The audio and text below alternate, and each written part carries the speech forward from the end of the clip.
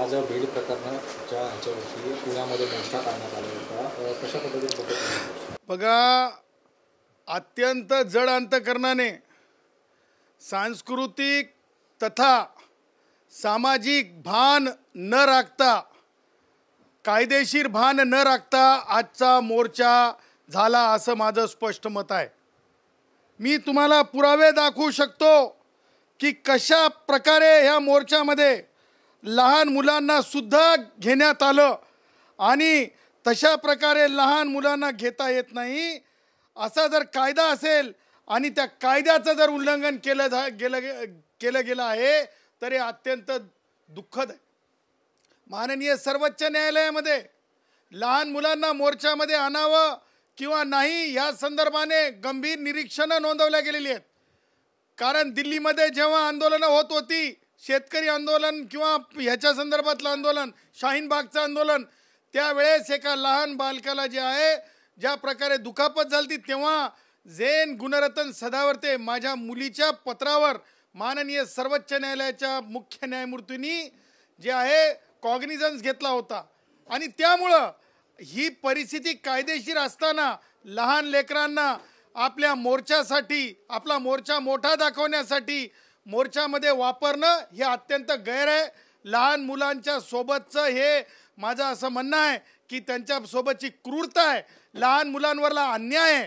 लहान मुलांना अशा प्रकारे त्यांच्या भूक तहान हे लक्षात न घेता मोर्चाला मोठं करण्यासाठी राजकीय म्हणजे अभिलाषा बाळगून अशा प्रकारे करणं हे अत्यंत निंदनीय आहे. याचा मी निषेध करतो.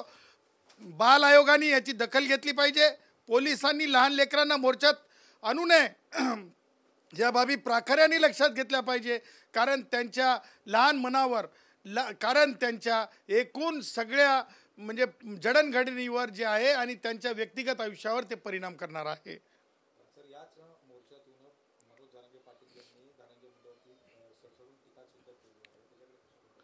दोन गोष्टी मला तुम्हाला ह्या निमित्तानं सांगायच्या आहेत.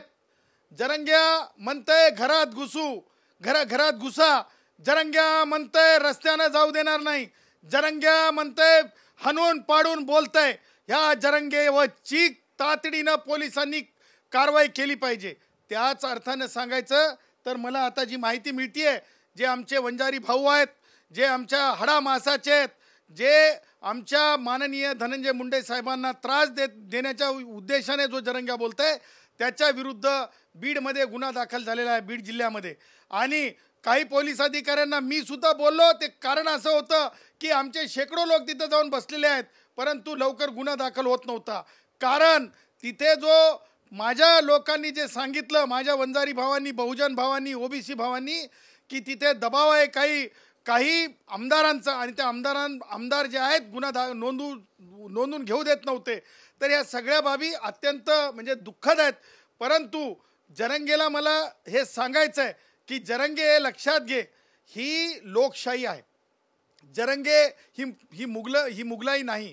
जरंगे हा देश भारतरत्न डॉक्टर बाबासाहेब आंबेडकरांच्या संविधानावर चालतो. जरंगे ह्या देशामध्ये इस्लामिक देशासारखं नसतंय की फाशी द्या असा बोर्ड घेऊन मागणी होत नसते आणि रोडवर एखाद्यावर आरोप केला म्हणून फाशी द्यायला पाठवलं जात नसते. त्याच्यामुळं आता ह्या ज्यावेळेस परिस्थिती जी आहे न्यायालयीन आणि पोलिसांच्या जेव्हा तपासाच्या अखत्यारीत आहे तेव्हा अशा प्रकारचे फलकं लावून आत्तापर्यंत आपण पाहत होतो की आमच्या मराठीमध्ये एक म्हण आहे, म्हणजे त्यातले त्यात गुराखी साहित्यात, म्हणजे मी नामदार केशवरावजी धोंडगे साहेब यांच्या चळवळीमध्ये गुराखी साहित्य वाचलेलं आहे. त्याच्यात एक म्हण आहे की मेलेल्याच्या टाळूवरलं लोणी खाणाऱ्या काही औलादी असतात. त्याचबरोबर त्याच्या उपर जाऊन आज काही लोक राजकारण करू पाहत आहेत. त्यामध्ये जे मला तुम्हाला सांगायचं आहे की एखाद्या मृत झालेल्या व्यक्तीच्या आधारावर मी 4दा आमदार झालो पण मी मंत्री झालो नाही हे शल्य बोलून दाखवायचं. अरे एखाद्या दुःख सभेमध्ये ती दुःख सभेला काय समजलं, स्वतःच्या राजकीय अजेंड्याची सभा समजली का? कुणाच्या तरी राजकीय वापर करायचा एखाद्या दुःखाचा आणि म्हणायचं की म्हणजे काय सांगायचं की हे कसे मंत्री आहेत. अरे मंत्री आहेत, भटक्या विमुक्तांनी मंत्री होऊ शकत नाहीत, त्यांना काढा. अबे तू कोण काढ म्हणणारा? कारण भटक्या विमुक्त ओबीसी समाज सुद्धा एका संख्येने एका शक्तीने, आणि तो सुद्धा कायद्याने त्याला बोलण्याचा अधिकार आहे.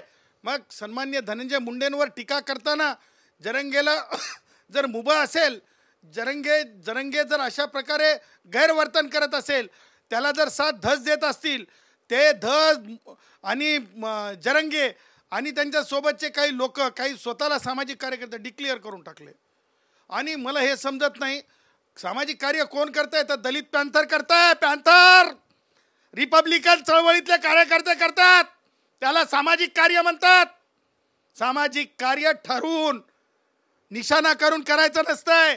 सामाजिक कार्य पाण्यासाठी करायचं असते, सामाजिक कार्य वृक्षारोपणासाठी करायचं असते, सामाजिक कार्य राष्ट्रीय एकात्मतेसाठी करायचं असते. परंतु आता लोक स्वतःच सामाजिक कार्यकर्ता डिक्लेअर करतात आणि अशा पद्धतीने सुपारीबाज कामसुद्धा करायला निघालेले आहेत. परंतु येणाऱ्या काळात आज मी TV9च्या माध्यमातून सांगतो, जर तुम्ही अशा प्रकारे वाल्मिक कराड साहेब असतील, त्यांच्यावर गुन्हा दाखल केलाय, त्यांना अटक केली म्हणण्यापेक्षा ते सरेंडर झालेत, कायदेशीर प्रक्रियेला ते सामोरं जात आहेत. त्यांना त्यांची बाजू मांडण्याची पूर्ण अधिकार आहे भारतीय संविधानानुसार. आणि जर अशा प्रकारे दबाव आणून कुणाला तरी फाशीवर द्या, कुणाला तरी मंत्रिपदावरून हटवा, तर हे चालणार नाही. ह्या प्रकरणामध्ये आता लवकरच म्हणजे पुण्यतिथी आहे आमच्या वंजारी समाजातील सन्माननीय एका संतांची, वामन भाऊच्या 19 तारखेला जी पुण्यतिथी आहे, त्या पुण्यतिथीच्या दिवशी डॉक्टर जयश्री पाटील ज्येष्ठ विधिज्ञ आहेत, क्रिमिनॉलॉजिस्ट आहेत, त्या चर्चा करतील समाजासोबत. त्या सन्माननीय वाल्मिक कराड साहेबांच्या कुटुंबासोबत चर्चा करतील, त्यांच्यासोबत वेळ पडली तर जाऊन वकिलांसोबत त्यांच्यासोबत चर्चा करतील. आणि केवळ राजकारण म्हणून जर कुणाला त्रास दिला जाणार असेल तर आम्ही सुद्धा वकिलांची फौज उभी करू जयश्री पाटलांच्या मागे, आणि जयश्री पाटील ती केस घेतील. सांगायचं तात्पर्य, त्याही पुढे जाऊन जर आणखीन जर प्रेशर आणण्याचा प्रयत्न केला, आमच्या भटक्या विमुक्तांना, आमच्या धनगरांना, आमच्या हटकरांना, आमच्या लिंगायतांना, आमच्या म्हणजे काय म्हणतो त्याला ज्योतिष्य सांगणाऱ्या ब्राह्मणांना, थोडे आमच्या संख्येनं कमी आहेत म्हणून आमच्या बंजाऱ्यांना जर कोणी त्रास द्यायचा प्रयत्न केला, तर जशाच तसं उत्तर म्हणून आमचा सुद्धा वंजारी समाज जो आहे, सगळ्याच परिस्थितीमध्ये आमचा वंजारी समाज जो आहे, मोर्चाचं उत्तर महामोर्चानं देईल, संविधान क्रांती मोर्चानं देईल. तुम्ही अन्याय क्रांती मोर्चा काढा, आम्ही संविधान क्रांती मोर्चा काढू, हे डंके की चोट पे आम्ही सांगतो.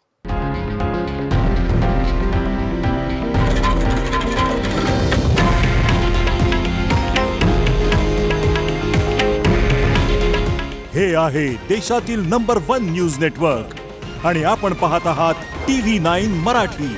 काळजी तुमची, हित महाराष्ट्राचं.